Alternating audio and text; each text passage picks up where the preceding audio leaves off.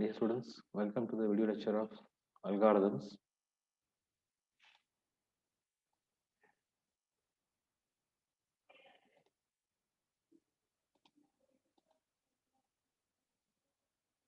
Algorithm is a step-by-step method of solving a problem.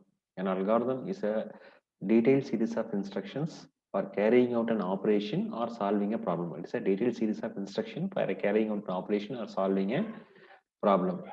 Algorithm representation. The first one is step form. Solving a problem is stated with a written statement, natural language used in the step form. Pseudocode is a combination of programming language and natural language. Programs are written in the form. The program is a written form representation of the algorithm. Pseudocode is a written form representation of the algorithm. It is different from the step form as it uses as a restricted set of vocabulary to define its action of solving a problem. So it's very easy to convert a pseudocode into a program, okay, because it is having a restricted set of vocabulary. And the flowchart and Nazi-Schneiderman are the two different methods. They are the graphical representation. Okay, the problem is represented graphically. Characteristics of a good algorithm. First one is precision. The steps are precisely stated. Okay, defined. Every step should be precisely stated or defined. Uniqueness.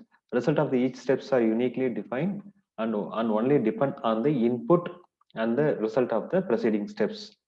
Finiteness. The algorithm stops after a finite number of instructions are executed. Okay, algorithm will not so lengthy. It should contain the finite number of instruction. Input. The algorithm should receive the input. Output. The algorithm produces the output. Generality. The algorithm applies to set of inputs, that is test cases. Then actually pseudocode, we can say that pseudocode is a algorithm representation method which contain the rich set of we can say it is a very restricted vocabulary. We cannot use so many things. Okay, for example, when it is a written statement and written form of algorithm, no, it is very easy. If we have a step form algorithm, we can use our natural language, but here in pseudocode form we have to use the restricted set of vocabulary which is defined for this purpose.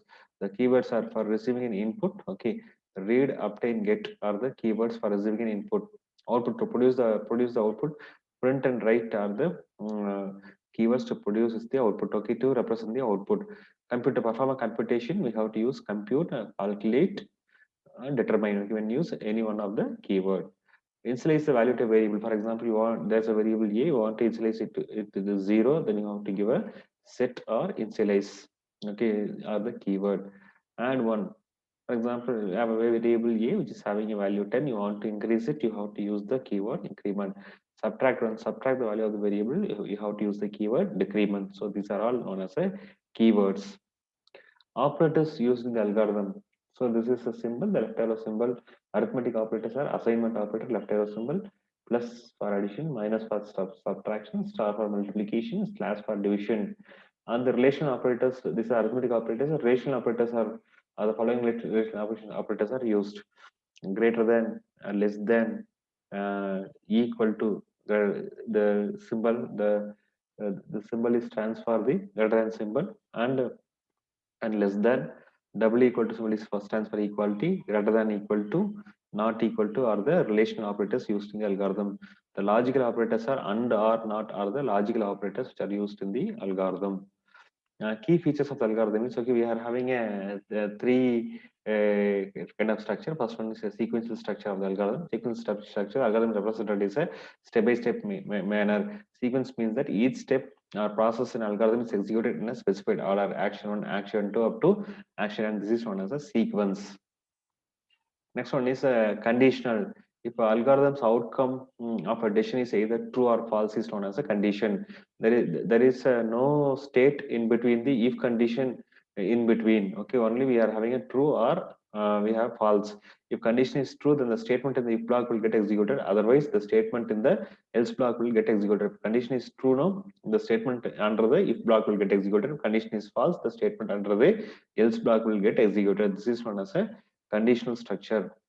Next one is a repetition structure. Repeat the set of statement until the condition is true. So repeat until the condition. You have to repeat the statement until the condition is true. So repeat until condition. Okay, in repeat. Okay, the set of statement will get executed until the condition is true. Repetition can be implemented using a construct like repeat loop, while loop, if then go to loop. It will repeat the statement until the condition is true. Some other features are of the algorithm. Algorithm to be terminated with the correct answer. Okay, when algorithm exists, algorithm should produce a correct answer. Correctness means how easily its logic can be argued to meet the algorithm's primary goal. Correctness is a degree to which algorithm performs its specific function is known as a correctness.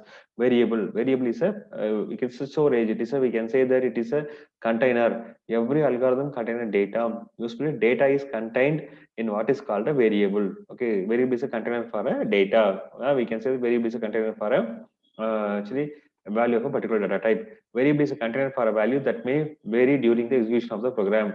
Variable and data types. Okay, numerical data 12, 11.45901 are the numerical data. Alphabetical character data such as A, Z, and this is alphabetical. This is a character.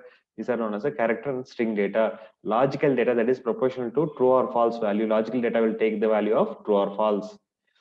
Next, we have to discuss about the important one, subroutine. Subroutine, that is very important concept in the algorithm. So see that the first one, a structure is a simple program.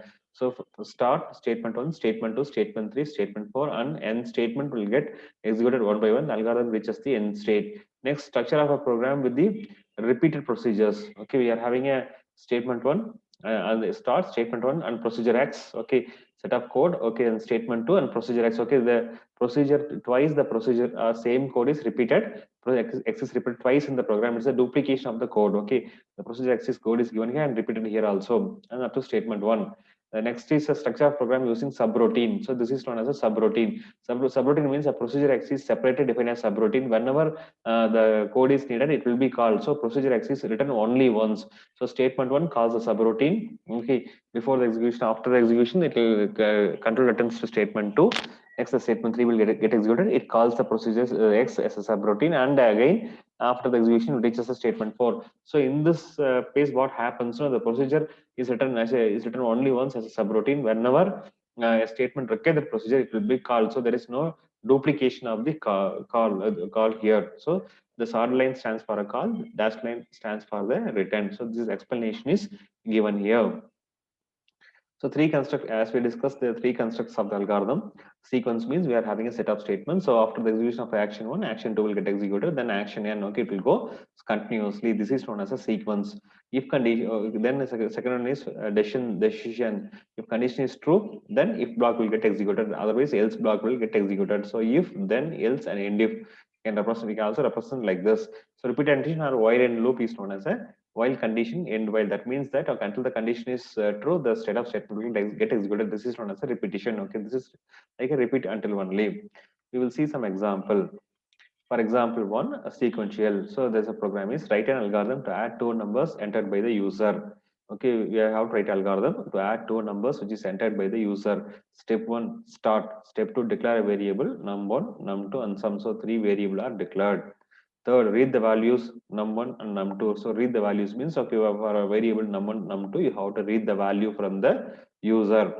Add num1 and num2, you have to add the two variables and assign the result to the sum. So sum equal to num1 plus num2.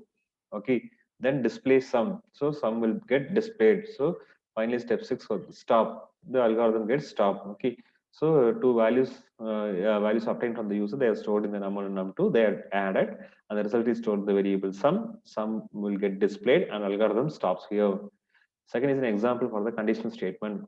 Write an algorithm to find the largest among the two different numbers entered by the user. So largest of the given two numbers. This is under, we can write the code under conditional structure. Start, declare a variable A and B. We have declared two variables, that is A and B. Read the variables A and B. A and B should get read. If A greater than B, the condition is true. Display A is the largest number. Else, okay, display B is the largest number. If condition is true, then A is largest number. Else B is largest number. It means that you are getting a value for A is 10 and B is 20. B is 5 means 10 greater than 5. So display A is the larger number is get displayed. For example, if you have a value for a equal to 5, b equal to 10 means a greater than b is false. On the time display b is the largest number will get displayed.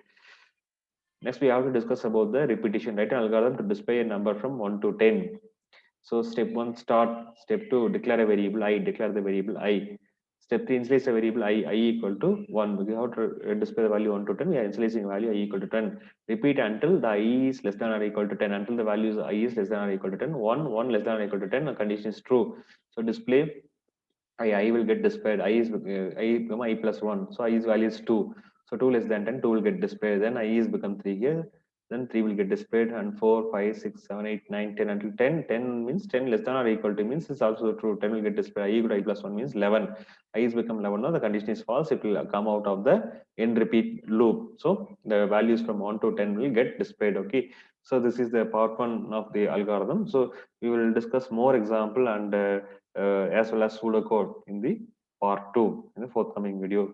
So thanks for watching the video.